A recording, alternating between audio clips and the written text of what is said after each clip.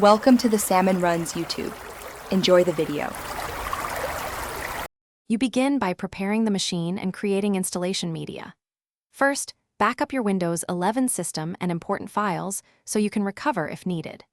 Once done, download the Kali Linux ISO and write it to a USB. Use DD mode in Rufus or Baelna Etcher on an 8 GB plus drive. Then reboot into UEFI and disable Secure Boot and Fast Startup. This prevents boot issues and ensures the installer can detect drives correctly. Now boot from the USB to start the Kali installer.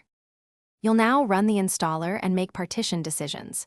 If you want a full replacement, delete Windows partitions and create new ext4 partitions for root and /home plus a swap. For dual boot, choose manual partitioning and shrink the Windows partition first, then create root and swap in free space. Make sure to format Linux partitions to ext4. Finally, install Grub to the primary disk, typically /dev/sda, so you can boot into Kali.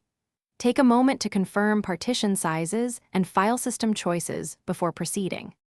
You finish by setting up the system user, hostname, and time zone, then allow the installer to install packages and Grub. Once done, remove the USB and reboot into Kali. Make sure to run apt update and apt upgrade to get current packages.